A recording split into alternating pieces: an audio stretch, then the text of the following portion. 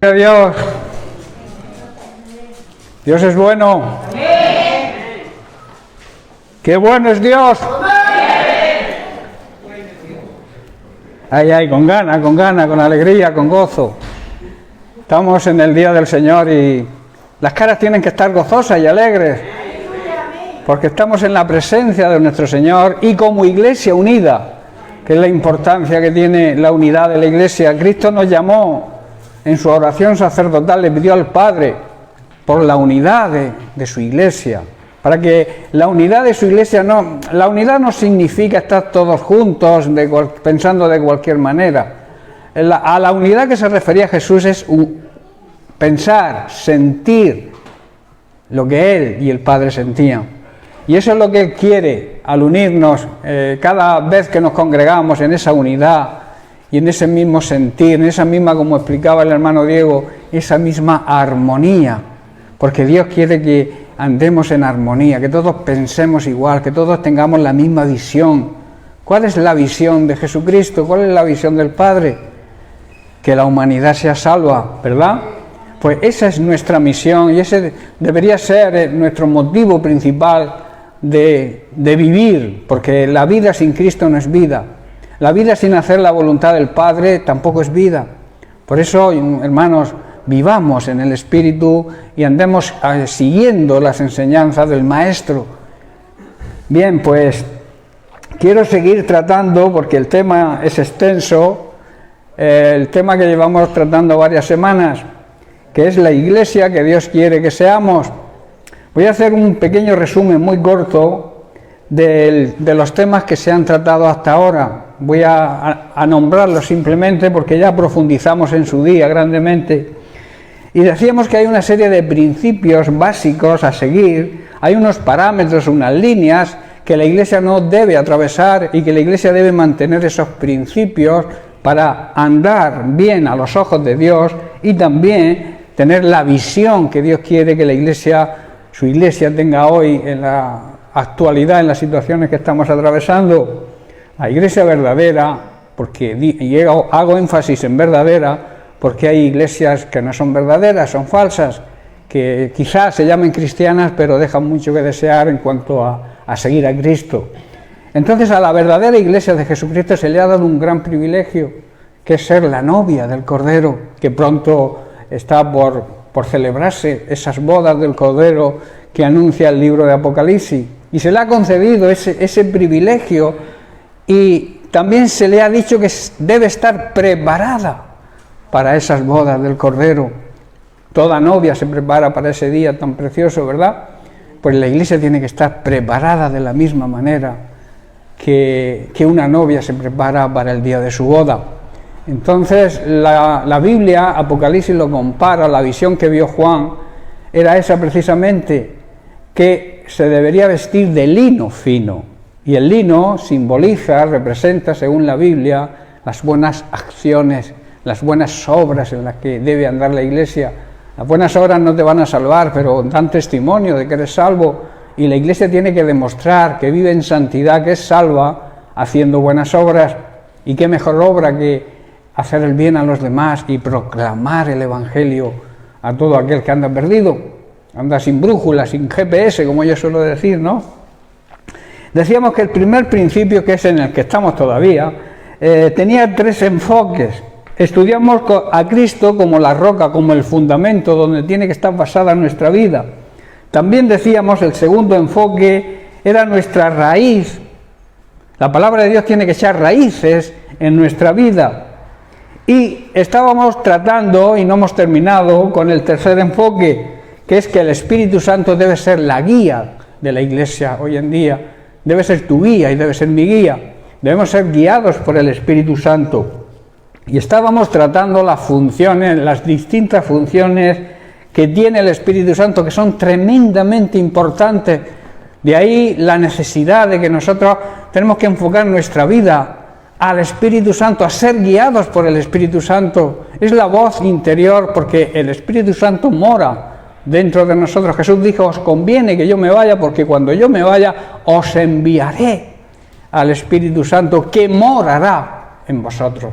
¿verdad? Jesucristo se manifestó a sus discípulos y a las personas de su época de una forma presencial, de una forma física. Pero hoy Jesucristo se revela a través del Espíritu Santo, que es Dios también, y a través del Espíritu Santo revelando precisamente la palabra de Dios en nuestra vida. Y decíamos que había dos maneras, dos enfoques en las cuales el Espíritu Santo nos habla. Uno, revelando precisamente la palabra de Dios, nos habla a través de la Biblia, trayendo revelación de la palabra de Dios en nuestra vida en un momento determinado. Por eso es necesario que cada día escudriñemos las Escrituras, profundicemos en ellas, y en ellas hallaremos siempre la guía del Espíritu Santo, si sabemos escucharlo. Y la segunda forma era, el Espíritu Santo pone en nosotros sus pensamientos, o sea, Él nos guía a través de lo que Él opina que debemos hacer. Y entonces cuando ese pensamiento que el Espíritu Santo pone en tu mente te trae paz, te trae sosiego, te trae calma, es un pensamiento que viene de Dios, a la hora de tomar una decisión, por ejemplo un trabajo o cualquier otra decisión que debamos tomar, debemos escuchar esa voz del Espíritu Santo, y si esa voz nos trae paz, nos trae sosiego, nos trae calma, viene del Señor, es el Espíritu Santo que te está hablando. Pero si por el contrario, porque el diablo también pone pensamientos en nuestra mente, si lo que el pensamiento que te viene te perturba, te quita la paz, no estás tranquilo, incluso te puede ocasionar temor, pon seguro, te puedo asegurar que no viene de Dios. Pues es una manera fácil de entender y de escuchar la voz del Espíritu Santo. También tratábamos que el Espíritu Santo nos prepara. Ya estábamos con las funciones. La primera función que vimos es que el Espíritu Santo nos prepara espiritualmente, y aconsejábamos a los jóvenes que deben buscar al Señor, deben acordarse de su Creador desde la adolescencia. Desde muy jovencitos tienen que empezar a pensar en el Señor y a vivir de acuerdo al Señor, porque vendrán días, dice la Biblia, Eclesiastés 12:1, que vendrán días en los cuales no estarás contento de tu vida y dirás, no tengo contentamiento de esta vida, de estos años. Por eso debemos prepararnos desde la juventud. También decíamos que si no lo hacemos así, si no seguimos tanto a los jóvenes como a los mayores los consejos del Espíritu Santo, estamos actuando de una mayor, o sea, con la mayor necedad que pueda existir. Hablábamos profundamente a lo largo de la Biblia, porque la Biblia habla mucho de la necedad del hombre, del ser humano. Estuvimos viendo muchos versículos que trataban ese tema. Y decíamos, no debemos ser necios, como iglesia estamos advertidos y tenemos que escuchar y seguir la voz del Espíritu Santo en todas las facetas de nuestra vida. Y decíamos, ya por último, que la mayor necedad que comete el ser humano hoy en día es saber que vamos a morir un día, todos vamos a morir físicamente, y no prepararse. No estar preparado, esa es la mayor necedad del ser humano hoy en día, que cree que no va a morir, que cree que se van a morir siempre los otros, pero nunca él. Y al final tocamos todos a una. Por eso no debemos ser necios. Jesús lo expresó en la parábola del joven rico, cuando le dijo, necio, si esta noche vienen a por tu alma, si esta noche te mueres, ¿qué va a ser de lo que has ganado? ¿De quién será? Jesús lo explica bien claro. Por eso, hermanos, debemos ser guiados por el Espíritu Santo y no debemos alimentar los deseos, lo que piensa nuestra carne, que siempre nos va a apartar de la dirección del Espíritu Santo.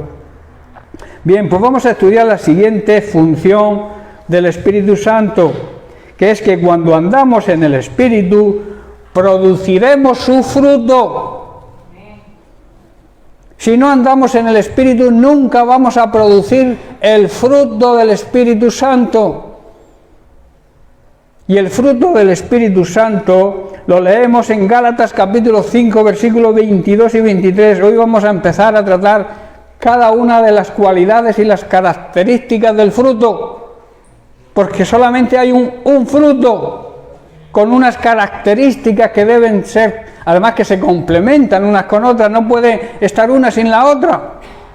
Se ayudan, se apoyan mutuamente. Todas las características del fruto del Espíritu Santo son necesarias en la vida de un creyente. Dice Gálatas 5:22, mas el fruto del Espíritu Santo es amor. El fruto se le llama amor, porque es la base, el fundamento, el cimiento del fruto. Si no hay amor, no puede haber gozo, ni paz, ni templanza, no puede haber nada. Por eso el fruto es el amor. Y el amor, no el amor, digamos, egoísta que el ser humano tiene, el amor incondicional, el amor ágape en griego, el amor de Dios, el amor verdadero. Dice, además, el gozo es la primera cualidad, el gozo, que es la alegría en el alma, la paz, la verdadera paz, que es la paz interior, la paz de sentirnos bien con el Señor y bien con los hermanos. Paciencia, que también se le llama tolerancia. Luego analizaremos cada uno. Benignidad, que es el carácter templado, amable, piadoso, un temperamento suave, buen trato con la gente. También habla de bondad. La bondad es la tendencia, hay quien confunde benignidad con bondad, pero bondad es la tendencia a hacer el bien. El Espíritu Santo siempre nos va a empujar a hacer las cosas bien y a hacer el bien a los demás. Luego está la fe. La fe es confiar en Dios, pero también confiar en las personas. El Señor confía en nosotros, aunque fallamos, pero Él sigue teniendo confianza en nosotros. Y nosotros debemos tener confianza en que las personas puedan cambiar. Hay personas que dicen, no, esta persona no cambia. No es lo que la palabra de Dios enseña a una persona, claro que puede cambiar. Dios cambia al mayor terrorista que pueda haber, que haya cometido cantidad de asesinatos. Dios puede tocarlo y puede cambiar. Eso es fe, eso es cualidad del fruto del Espíritu Santo. Confiar en que mi marido se va a convertir, confiar en que mi esposa se va a convertir, confiar en que mis hijos van a volver al Señor. Esa es cualidad del fruto del Espíritu Santo. No podemos desechar, a veces anulamos el poder de Dios con lo que decimos. Esta persona no cambia, mi hijo es un torpe. No ates a tu hijo, no hables así. Para Dios no hay nada imposible. Lo que tú veas que es imposible, porque tú ves, claro, ves una persona que actúa como actúa, tú dices, esta persona es imposible que cambie. Pero claro, es imposible que cambie a tus ojos. Pero a los ojos de Dios puede cambiar. Porque Dios tiene el poder y la autoridad para cambiar las personas, porque me cambió a mí. Y nos cambió a todos los que estamos aquí, que me gustaría saber cómo éramos cada uno. Porque yo me callo. Y Dios tuvo misericordia. ¿Cuándo iba a pensar yo que iba a predicar el Evangelio cuando yo estaba en contra total de Dios? Cuando vivía de espaldas a Dios no me importaba. Hombre, tenía temor de Dios porque en mi casa siempre ha habido espíritu religioso, eran mi familia toda católica, me llevaban forzado a misa de niño. Siempre había ahí como, yo que sé, un temorcillo dentro de... será verdad, pero yo vivía de espaldas a Dios, yo no hacía caso de Dios. Y Dios me cambió. Y si me cambió a mí, puede cambiar a cualquiera. Y nosotros tenemos que confiar, tener esa cualidad del fruto de la fe. Bueno, pues vamos a empezar con la base, con el cimiento, porque para poder tener las cualidades del fruto tenemos que tener el fruto, que es el amor. Una de las tres palabras que describen la palabra amor en griego es ágape. Ágape designaba el amor de los creyentes, que los creyentes sentían unos por otros. Por eso a sus congregaciones, cuando se reunían a cenar, a tomar la Santa Cena, llamaban ágape Hoy también usamos eso cuando nos vamos a comer juntos y vamos a hacer un ágape, ¿verdad? Viene de ahí, de la palabra griega amor verdadero, pero claro, quien no cree en Dios toma eso como yo que sé, como un nombre, como una comida, como una fiesta. Pero para los primeros cristianos era algo muy significativo. Era demostrar el amor de Dios que tenían ellos, que Dios les tenía, y lo demostraban teniendo el mismo amor unos con otros. Esa es la esencia del fruto del Espíritu Santo, hermanos. Si tú no tienes amor, no puedes ser guiado por el Espíritu Santo de Dios. Por eso la base, el principio, el fundamento es el amor. Y así lo reflejaban entre ellos la iglesia primitiva, que a pesar de sus defectos, hay muchas cosas que debemos aprender de ellos. En Juan 3, versículo 16 y 17, Jesús mismo lo expresa lo que es el amor de Dios.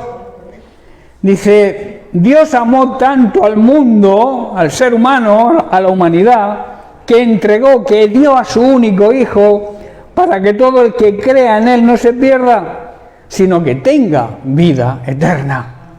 Eso es un versículo que conocemos todos. Yo creo que hasta los que no creen conocen este versículo, porque digamos que es el mini evangelio, pero es la verdad, la Biblia se basa en eso. El cristianismo se basa en Juan 3:16, en el amor de Dios hacia la humanidad demostrado.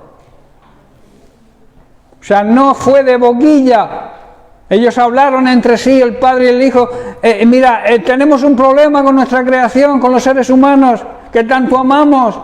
Los pusimos en un paraíso para que tener una buena comunión de intimidad con ellos. Y mira, se han rebelado contra nosotros, no nos aceptan. Muchos nos niegan.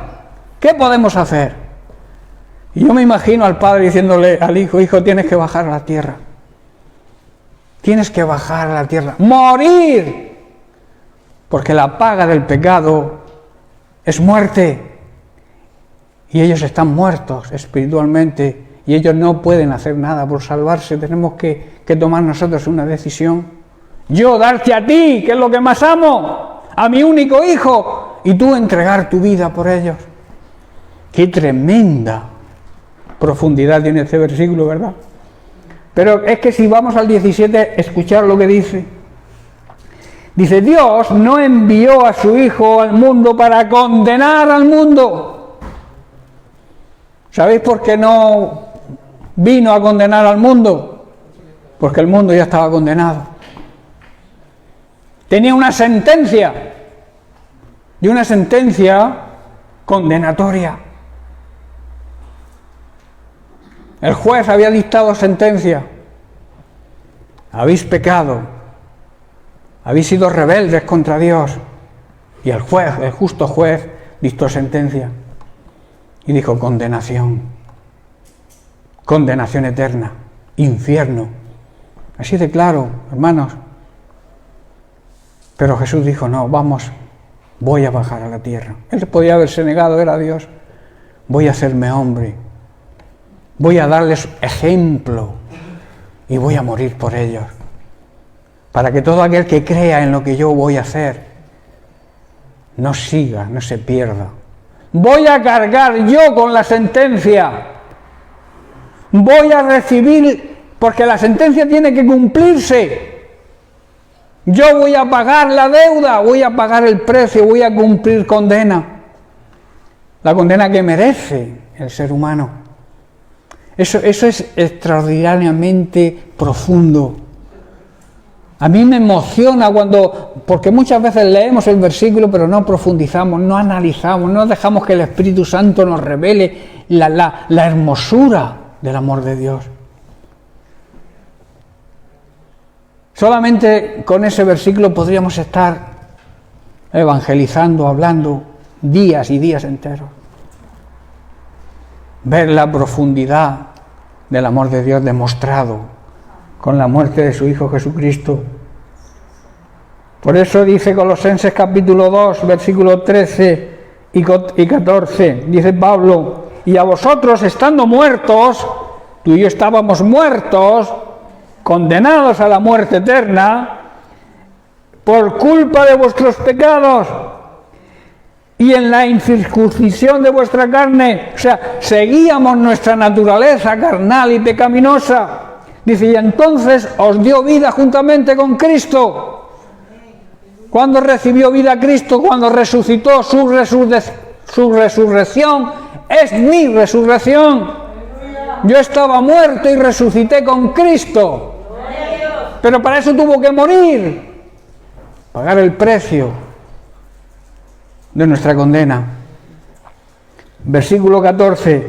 Anulando el acta. Anulando la sentencia condenatoria. Quitándola de en medio y colgándola en la cruz. Qué tremenda declaración de amor, ¿verdad? Eso es amor. Y en Romanos capítulo 5, Pablo, versículo 5 dice, y la esperanza no será avergonzada, porque el amor de Dios, ese amor demostrado, ha sido derramado en tu corazón y en el mío. Por el Espíritu Santo, hermanos. Ahí vemos la intervención directa y divina del Espíritu Santo. Pablo lo expresa muy claramente, ese amor demostrado por Jesús y por el Padre, ha sido derramado en nuestros corazones por el Espíritu Santo, que un día recibimos cuando nos convertimos, hermanos. Está ahí. Tú te conviertes y el Espíritu Santo viene a morar en ti. Y entonces tienes que dejar que se manifieste. Versículo 8 de Romanos 5 también. Dice, pero Dios demuestra su mismo amor hacia nosotros en que siendo nosotros aún pecadores, ¿sabéis que un pecador es un enemigo de Dios? Los pecadores se convierten automáticamente cuando viven en pecado, incluso los que se llaman cristianos que viven en pecado, son cristianos enemigos, y eso no casa. O eres cristiano, o sigues a Cristo, obedeces a Cristo, o eres un enemigo de Dios y vives en pecado. Entonces dice, aún siendo pecadores, o sea, enemigos de Dios, Cristo murió por nosotros. La clave, versículo 10, porque si siendo enemigos fuimos reconciliados con Dios por la muerte de su Hijo, mucho más, habiendo sido reconciliados por esa muerte, seremos salvos por su resurrección, por su vida. Qué tremenda declaración, hermano. Yo me emociono cuando leo y cuando estudio esto. La vida que Él mismo nos ofrece. Él quiere que vivamos la misma vida que Él vive, la vida de Dios. Ya lo dijo Jesús, el diablo vino a robar, matar, a destruir. No vino a hacerte cosquillas, como alguien dijo por ahí, ni a hacerte tilín, tilín. Vino a destruirte. Pero Cristo vino a darnos vida. Y la vida auténtica y la vida verdadera. En Efesios capítulo 3, leemos los versículos del 17 al 19. A mí me gusta trabajar mucho con la Biblia. Hay predicadores que no nombran la Biblia. A mí me encanta predicar sobre la Biblia y desmenuzar, a través de la guía del Espíritu Santo, desmenuzar el contenido de cada versículo. Me encanta. Dice el versículo 17, para que habite Cristo por la fe en vuestros corazones, a fin de que arraigados y cimentados en amor, en ese amor ágape, en ese amor incondicional, seáis plenamente capaces de comprender con todos los demás santos, los demás hermanos de la congregación, cuál es la anchura, la longitud, la altura y la profundidad de su amor. Si no experimentas el amor de Dios, no puedes analizar lo grande, lo ancho, lo profundo y lo inmenso que es el amor de Dios. Debemos experimentar, hermanos, el amor de Dios. Por eso a mí me encanta cuando Dios le hace algo o recibe una compensación sobre algo que pide. O sea, recibe el amor de Dios, que lo manifieste, que lo diga, que dé testimonio.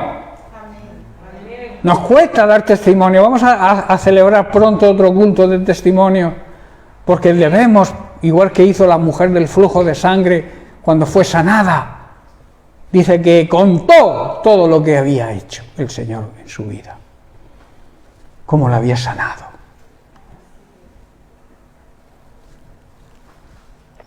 Para que entendáis, si no lo experimentamos, hermano, es muy difícil, para que entendáis la anchura, la longitud, la altura y la profundidad de Dios.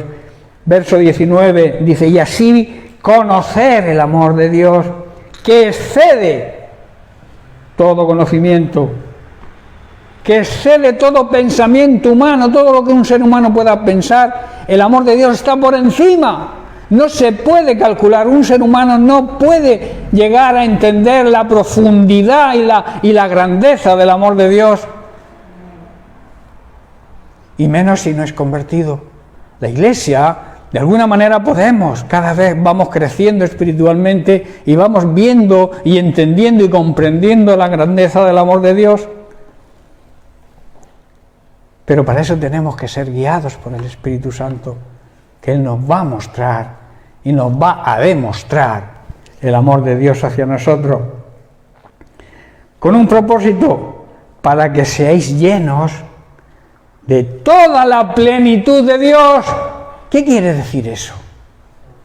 Que seamos llenos de la plenitud de Dios. Hermanos, que seamos y actuemos como Dios actúa. Que seamos como Dios. Aunque para muchos esto les parezca una barbaridad lo que estoy diciendo, pero si tenemos la naturaleza de Dios, vivimos de acuerdo a sus propósitos, vivimos de acuerdo a sus enseñanzas, somos guiados por el Espíritu Santo. Él dice, aquí está diciendo Pablo, para que seáis llenos de toda la plenitud de Dios. El deseo de Pablo, hermanos, es que lleguemos a experimentar el amor de Cristo, aun cuando es demasiado grande para comprenderlo todo. Cuando experimentamos ese amor, entonces estaremos completos con toda la plenitud de la vida y el poder que proviene de Dios. Yo creo que se merece un fuerte aplauso, Señor.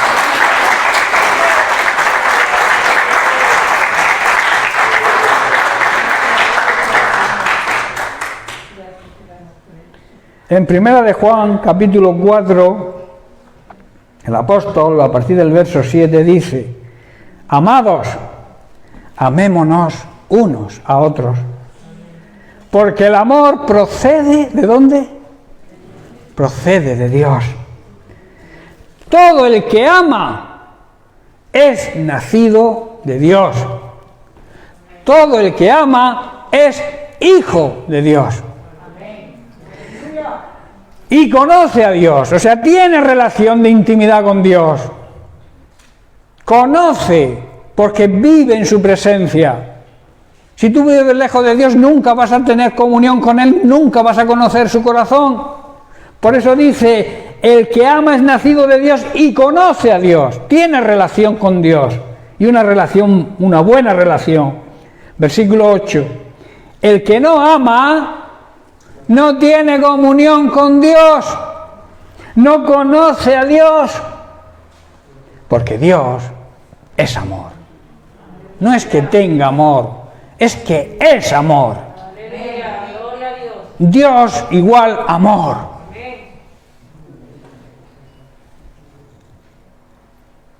El que no ama no puede llamarse hijo de Dios. Es fuerte, ¿verdad? Y amar incluso a tus enemigos. Que amar a los que nos aman, eso quizás no sea muy difícil. Pero el amor ágape, el amor de Dios, el amor incondicional, el amor verdadero, ama incluso a los enemigos. Y lo demostró Cristo, muriendo por nosotros, que éramos sus enemigos.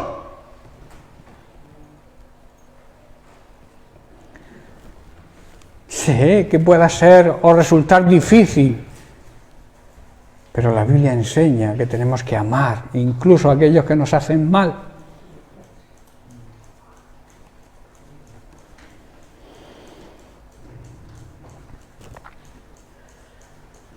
Versículo 9. En esto fue manifestado el amor de Dios en nosotros, en que Dios envió al mundo a su Hijo unigénito para darnos vida por medio de su muerte, para que vivamos por medio de Él. Verso 10.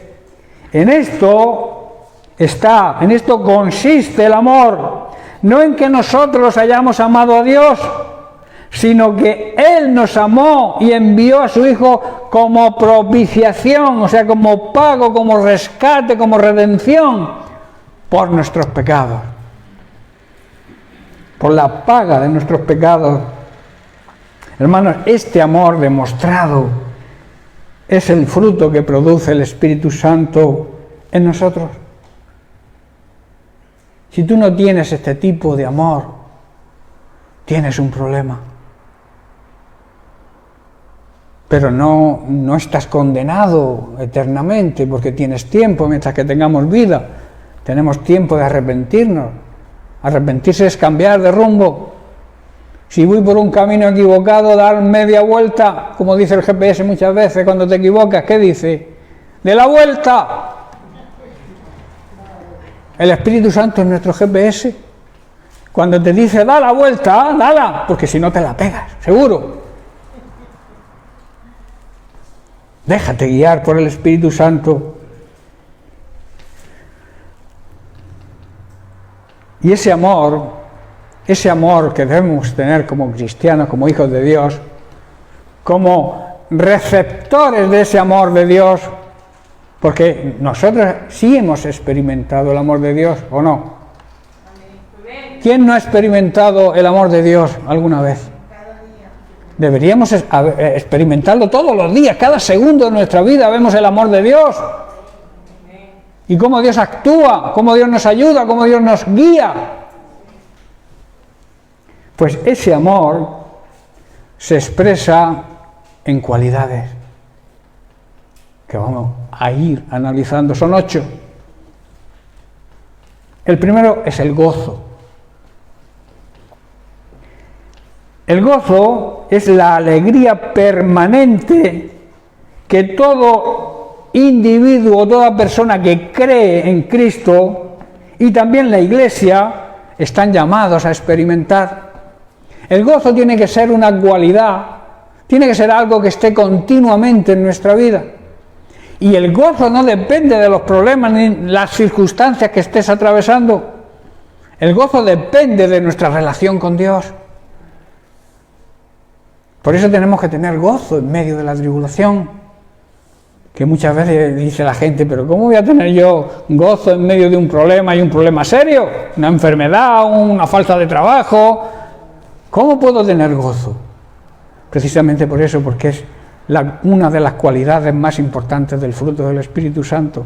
Si el Espíritu Santo mora dentro de ti, tú tienes que tener gozo. Y como he dicho, no depende de las circunstancias. Depende de tu relación personal con Cristo y con el Señor. El gozo, por tanto, como dice Santiago, capítulo 16, verso 11. Perdón, Santiago no, Salmos.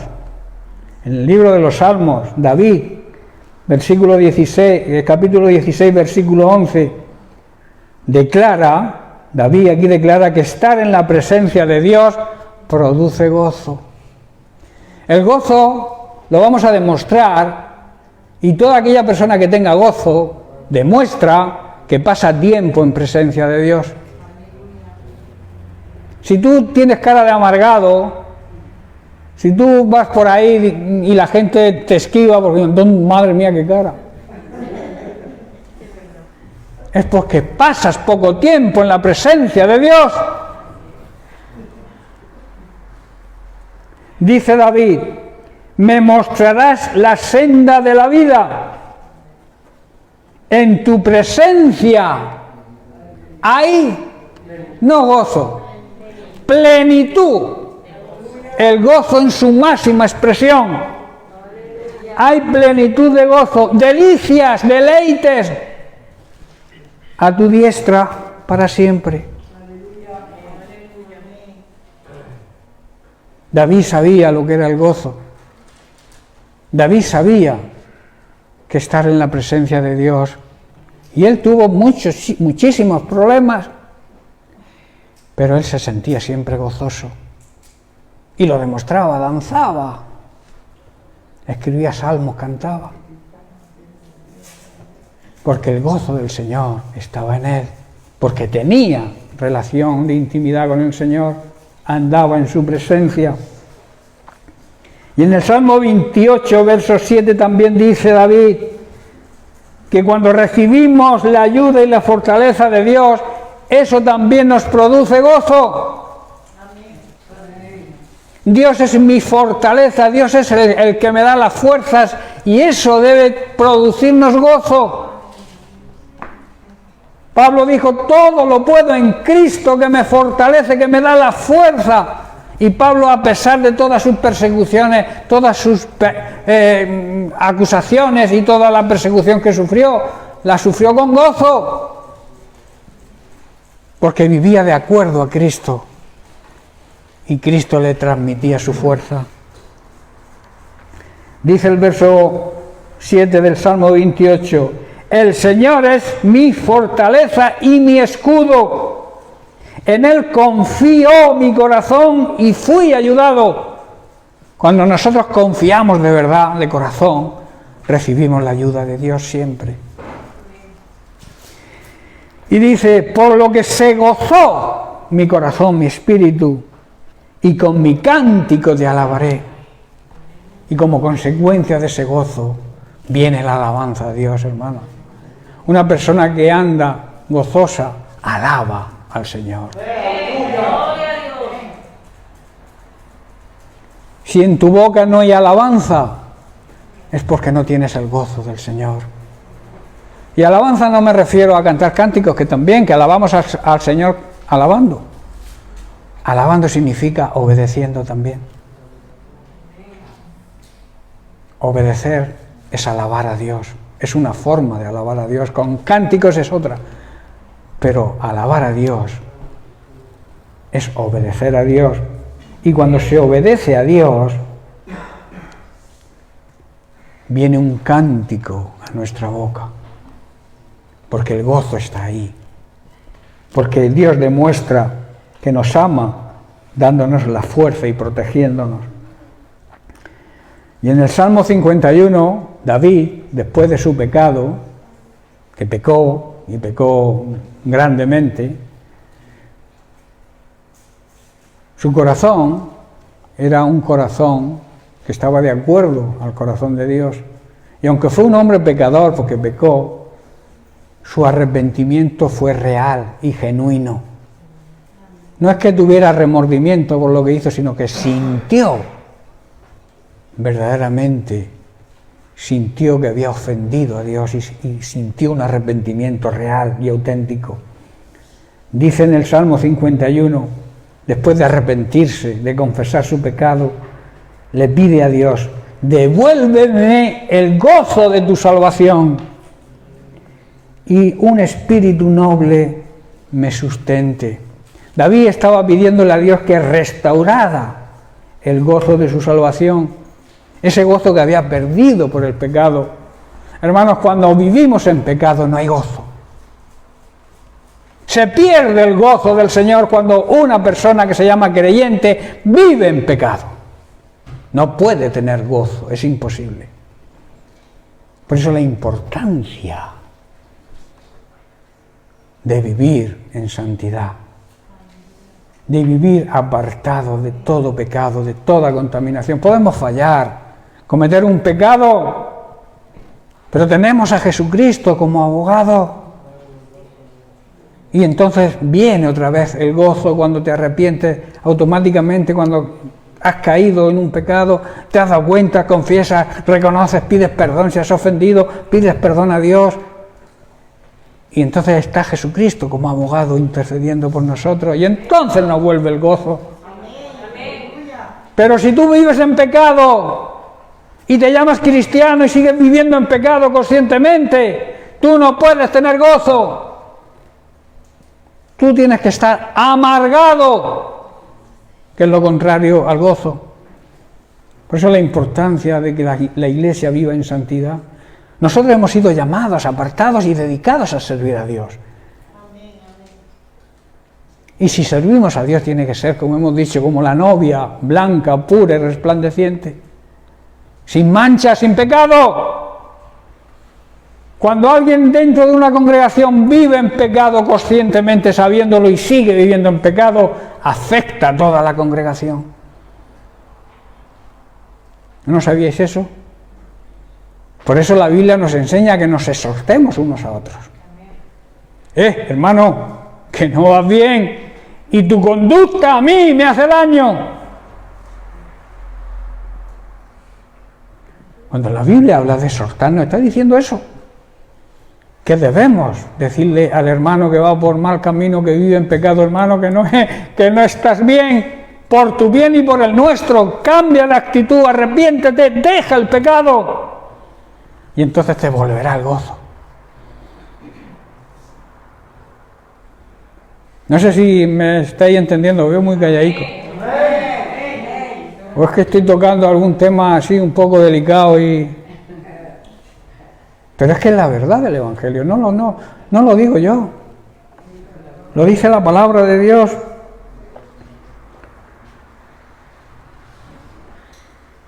Nehemías 8:10. Aquí vemos a Esdras, que era un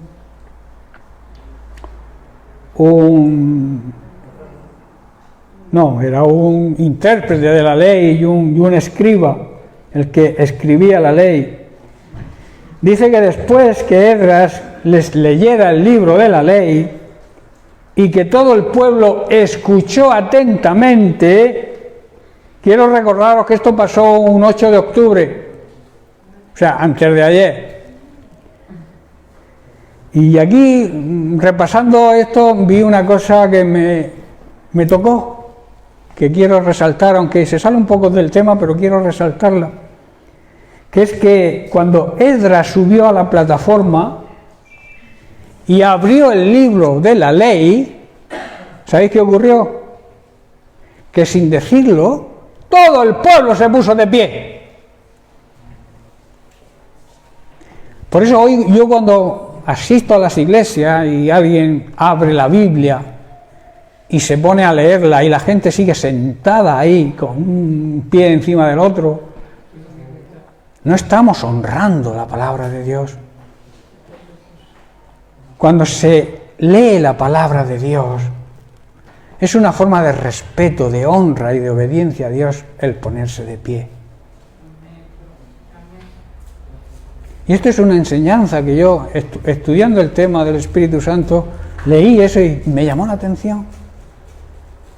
Que cuando este hombre abrió el libro de la ley, todo el pueblo se puso de pie. Pero vamos a lo que dice Nehemías 8:10.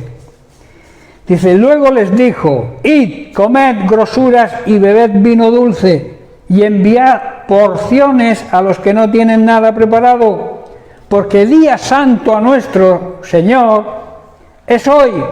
No os entristezcáis, porque el gozo del Señor es nuestra fuerza, es vuestra fuerza.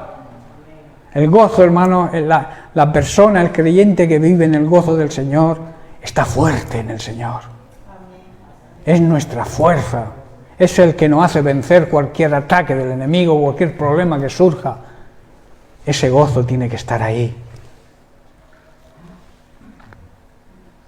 En Hechos, capítulo 5, versículo 40 al 41, vemos que al verdadero creyente le produce gozo el predicar a Cristo, aunque sea perseguido. Yo os pregunto, cuando le estáis hablando a alguien del Evangelio de Cristo, ¿sentís gozo? Aunque te persigan, aunque te hablen mal, aunque te digan que eres un fanático, aunque te digan que te han comido el coco, ¿tú sientes gozo? Amén. La Biblia dice que no digamos mentiras. ¿Tú sientes gozo cuando eres perseguido, cuando predicas el Evangelio? ¿Sí? Si no lo sientes, deberías sentirlo. Dice Hechos 5:40, y convinieron con él, habla de un fariseo y doctor de la ley también, Gamaliel, cuando los discípulos Juan y Pedro, o Pedro y Juan, fueron en el concilio porque le habían prohibido predicar el nombre de Cristo, y ellos pues no hicieron caso, predicaron el nombre de Cristo. Dice, entonces convinieron con él, porque este fariseo Gamaliel les dijo, mirad a ver lo que hacéis, yo os doy un consejo, si estas personas siguen al Dios verdadero, tú no los vas a poder parar, y si no siguen al Dios verdadero, a su tiempo se vendrá todo abajo. O sea, un sabio consejo, ¿no? Y entonces convinieron con él, y llamando, o sea, estuvieron de acuerdo con él, y llamando a los apóstoles, después de azotarlos, les intimaron que no hablasen en el nombre de Jesús, y los pusieron en libertad, porque tenían miedo al pueblo. Y ellos salieron, los apóstoles Pedro y Juan, de la presencia del concilio. ¿Cómo salieron? Después de ser azotados. Gozosos. ¿Por qué? Por haber sido tenidos por dignos de padecer afrenta por causa de Cristo. O sea, sintieron gozo aún después de azotarlos. No creo que aquí nos lleguen a azotar todavía por predicar el Evangelio, pero sí nos insultan quizá. No.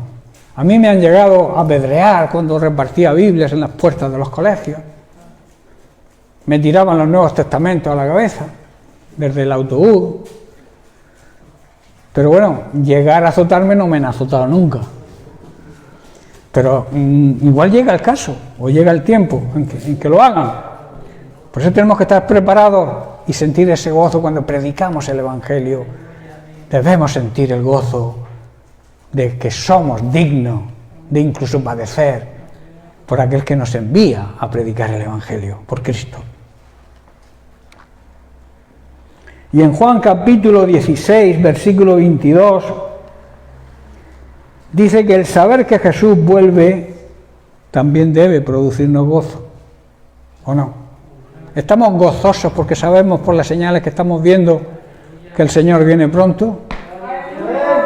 La iglesia no tiene que tener temor porque el Señor venga, todo lo contrario, sentir gozo, porque viene a rescatarnos.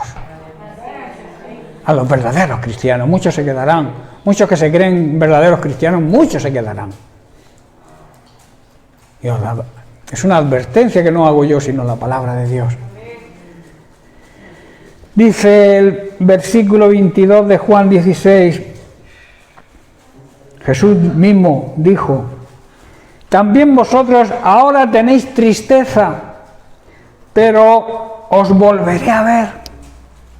¿Qué está diciendo ahí Jesús? Está profetizando, está prometiendo su segunda venida. Y entonces se gozará vuestro corazón. Y nadie os quitará vuestro gozo. ¡Amén! ¡Gloria a Dios! ¡Gloria a Dios! Y en el versículo 24 también vemos que recibir respuesta a la oración produce gozo. Jesús dijo un poco más adelante, hasta ahora nada habéis pedido en mi nombre, porque estaban viviendo en el antiguo pacto, Jesús no había sido glorificado todavía y no se podía pedir en el nombre de Cristo. Por eso yo siempre digo que la oración del Padre Nuestro que Jesús les enseñó a sus discípulos es una oración del antiguo pacto, y hoy no debemos hacerla porque hoy dice que debemos pedir en el nombre de Cristo, y en el Padre Nuestro no se nombra el nombre de Cristo, ¿verdad? Dice, hasta ahora nada habéis pedido en mi nombre, porque yo estoy aquí vivo, no he sido glorificado aún, no he muerto, no he resucitado. Dice, entonces, pedid y recibiréis. ¿Para qué? Para que vuestro gozo sea cumplido. La respuesta a nuestras oraciones también debe producirnos gozo. y agradecimiento.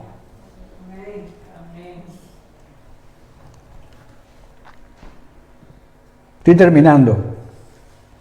En Romanos 14, verso 17, Pablo declara: porque el reino de Dios no es comida ni bebida. Hay quien se pone gozoso cuando come y come con avaricia y bebe y se emborracha.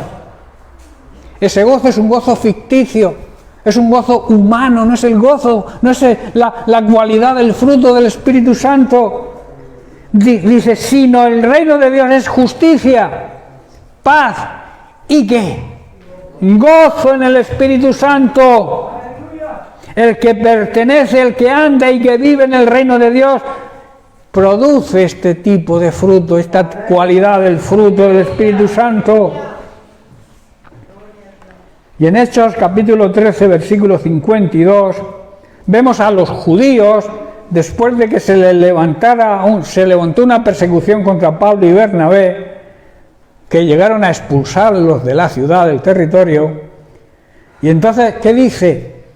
Y los discípulos estaban llenos de gozo. Los habían expulsado del territorio donde estaban. Iros de aquí, que no queremos saber de vosotros, fuera de aquí. Iros de nuestra ciudad. Y salieron con gozo, porque estaban haciendo lo que el Señor les había mandado, y de predicar el Evangelio a toda criatura.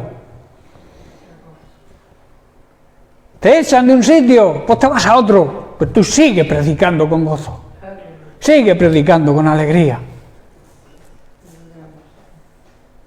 Y termino con Primera de Tesalonicenses capítulo 1, versículos 5 al 6. Dice así: pues nuestro Evangelio no llegó a vosotros en palabras solamente, sino también en poder. ¿Poder en qué? En el Espíritu Santo. Y en plena certidumbre, como bien sabéis cuáles fuimos nosotros entre vosotros, o sea, cómo actuamos nosotros cuando fuimos a veros, por amor de vosotros. Versículo 6. Y vosotros vinisteis a ser imitadores de nosotros y del Señor, recibiendo la palabra en medio de la gran tribulación, en medio de la gran problema. ¿Cómo la recibieron? Con gozo del Espíritu Santo. Hay personas llamadas creyentes que se llaman creyentes, que dicen que tienen mucha fe, y cuando le viene la mínima prueba reniegan, se quejan contra Dios, pierden el gozo.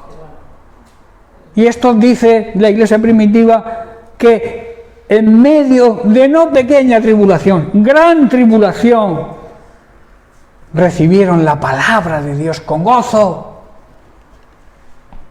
de parte del Espíritu Santo. Tremendo, ¿verdad? Tremendas enseñanzas que nos transmite el estudio, la meditación de la palabra de Dios. Estamos meditando en el fruto del Espíritu Santo.